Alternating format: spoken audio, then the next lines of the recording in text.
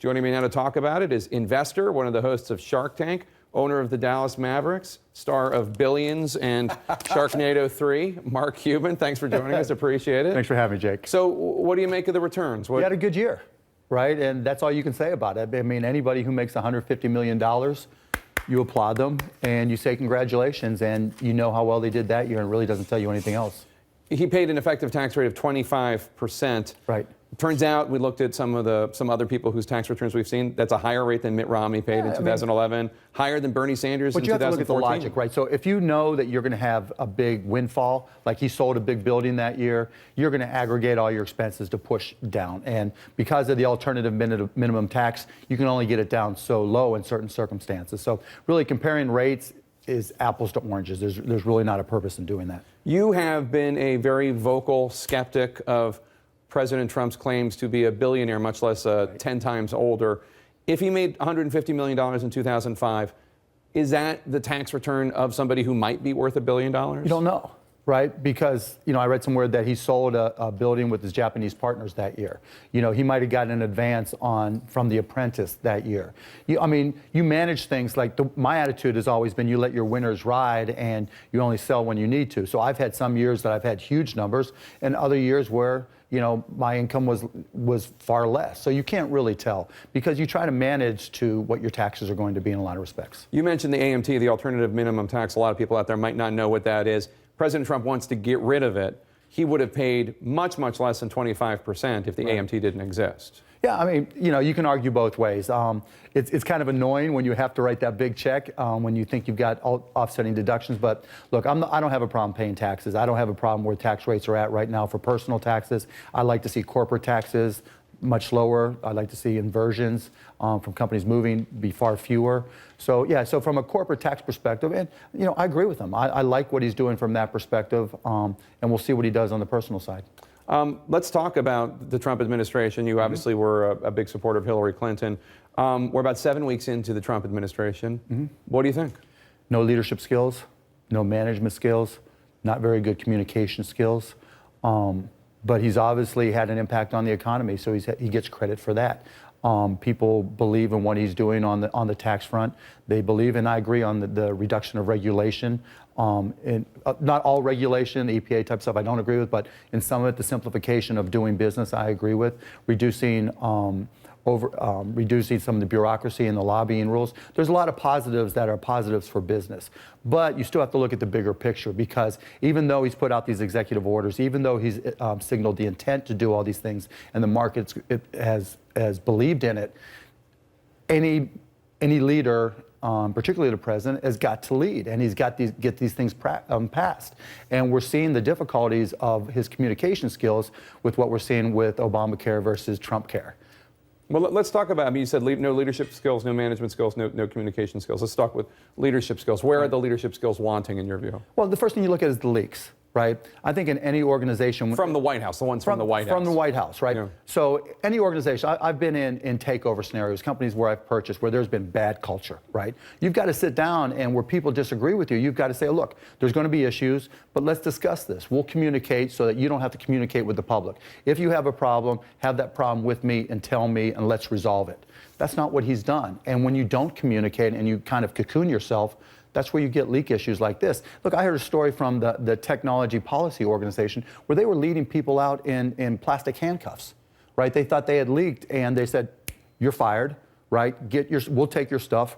They put them in handcuffs and do a perp walk last week, 2 weeks ago.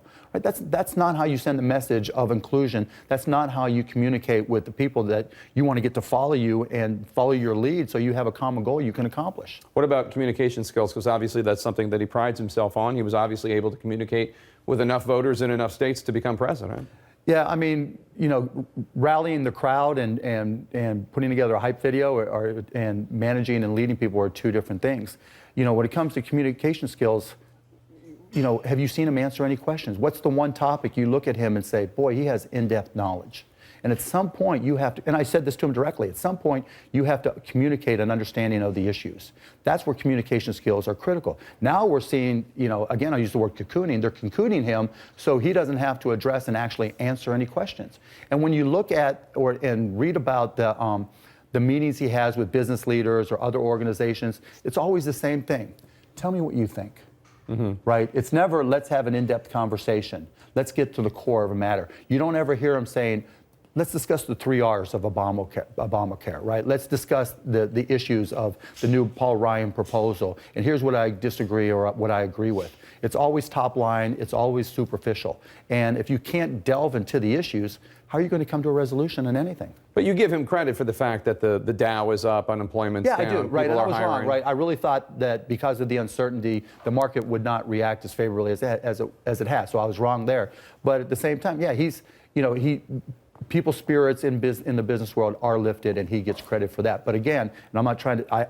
I hope it continues. I don't want it to go backwards. I'd like to see the Dow go to 25 and 30,000, and I'd like to see the economy grow at 4%. And if I'm just the guy that's wrong, and he picked it right, and I got it wrong, more power to the country. But the reality is, it's all still based on talk right now. It's all still based on projection. He's got to follow through and get these things passed. If the repeal and replace for Obamacare falls apart and there's not the support for Obamacare, there's going to be issues. If the corporate tax proposals for tax cuts that he's suggested don't occur, we're going to go backwards quickly. And so he needs to fulfill those promises. Before he ran for president, he talked about there being a bubble and that the market was going to go down. And I am starting to hear, as I'm sure you are too, concerns that the government, that the Fed isn't paying enough attention to the housing market, that some of the same mistakes that were made previously are being made again. Do you have any concerns about a bubble? Well, there's two different things, right? I know there's two different things, but any sort of economic down? Well, look, the market's gone forward very quickly, and whenever that happens, the opportunity for a decrease goes up significantly, right? And the issue now is, now that we're at 21,000, a 10% decline is 2,000 plus points. Right, and that could freak people out, even though it's still only 10%. So is there an opportunity? Yeah, I mean, I was hedged before, I'm hedged now, meaning I haven't sold everything, I haven't protected it, but just in case I have a little bit of downside protection. So I think that's a possibility, but predicting a market, that's almost impossible. What about the housing market? Are you concerned at all about that? I haven't seen anything to suggest. In 2006, you would talk to everybody and anybody that you knew, and they were discussing buying a house and flipping it, or they had 3 houses they had mortgages on, or they went to Trump University and learned how to flip houses. You just don't hear that kind of stuff anymore. One thing that I think Donald Trump will have done when his effect is measured is a lot of very wealthy, successful individuals in business will probably run for office more, maybe even president. We've seen Mark Zuckerberg maybe sending out feelers. Tom Steyer, I think, is probably interested. Mm-hmm. What about Cuba in 2020? Is that a possibility at all? I mean, I don't want to say no, but it's not my dream to be president of the United States. I mean, would I like to have influence? I love helping entrepreneurs. I love helping create jobs. I like helping to spur industry, and I'm good at that.